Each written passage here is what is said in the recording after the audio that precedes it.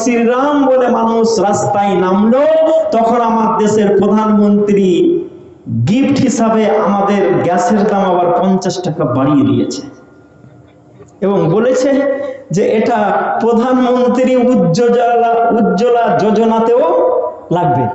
হ্যাঁ, খবর শুনেন নাই? আচ্ছা, ওই গাছটা হাবিবুল্লাহ কিনলে 50 টাকা বেশি দিতে পারে, অসুবিধা নেই, কিন্তু রামচন্দ্র ডোম যদি কিনে তাকেও যদি দিতে হয় তো দুঃখ লাগে না? লাগে না?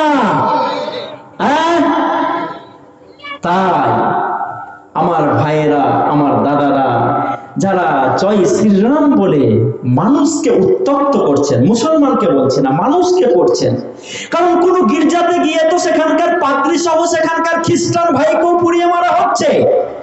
আমার রোহিত ভেমলার মা তো আজও বলছে আমার বাচ্চাটাকে কেন মারা হয়েছে।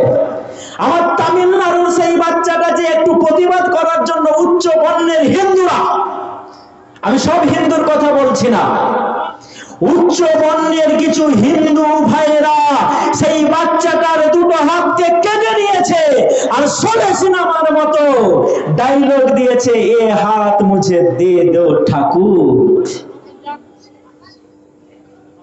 আমি তাদেরকে বলতে চাই, ওই বাচ্চাটার মুখের দিকে কি তুমি তাকাবে না সারা জীবনের মতো? তার হাত দুটাকে নিয়ে তুমি যে তাকে পঙ্গু করে দিলে।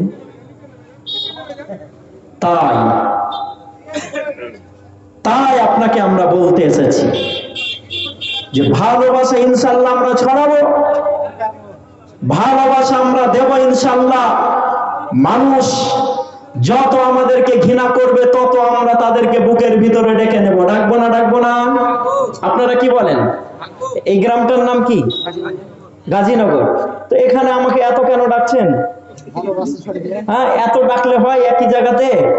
আমার আগামী শুক্রবার মালদাতে একটা অনেক বড় প্রোগ্রাম, আমি ডেট দিয়ে রেখেছি। আমাকে শহীদুল্লাহ আজকেই বললেন, হাবিবুল্লাহ ভাই, মহেশপুরে শুক্রবারের দিন 2টো থেকে মাগরিব পর্যন্ত আমরা বিশাল বড় একটা সমাবেশ করেছি ওয়াকফ বিলের বিরোধিতাতে, তা আপনাকে আসতেই হবে। আমি শহীদুল্লাহকে বললাম, দাদা আমি যে মালদাতে টাইম দিয়ে রেখেছি শুক্রবার দিনের বেলাতে আর রাত্রি বেলাতে টাইম দিয়ে রেখেছি খড় গ্রামে, কি করে যাব? তো যেহেতু একটু ভালো বেশি বাসেন তো আমাকে শহীদুল্লাহ বলছে অত কিছু বুঝি না, আপনাকে আসতেই হবে। আমি মালদাওয়ালাকে বললাম, ভাই একটু ডেটটাকে ডিফার করে নিন, শনিবার করে দিন, আমি শনিবার চলে যাবো ইনশাআল্লাহ। তো এত কেন বেশি ডাকছেন? ঈদের দিন আপনারা ডেকেছেন, কদিন আগে ভাইজানের সঙ্গে এখানে করে গেলাম, আবার এখানে ডাকছেন, একটু আমাকে দেশ বিদেশে ঘুরতে দেন।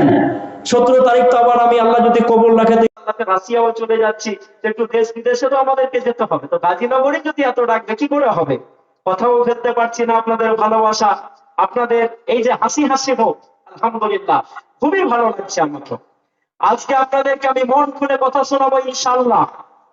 গতকালকে বীরভূমের একটা মসজিদে বসেছিলাম, আমাকে নূর মোহাম্মদ খাতির সাহেব ধরলেন, ধরার পর বললেন, হাবিবুল্লাহ ভাই, ওয়াকফ যেই বিলটা এসেছে এই বিলটা শোনার পরে আমার মন হয়েছে আমার সমস্ত সম্পত্তিগুলো যদি সরকার নিয়ে আমাকে ভিক্ষা চেয়ে খেতে হতো তাও আমি খুশি হতাম, কিন্তু তারা তো আল্লাহর সম্পত্তিগুলোতে হাত দিয়েছে।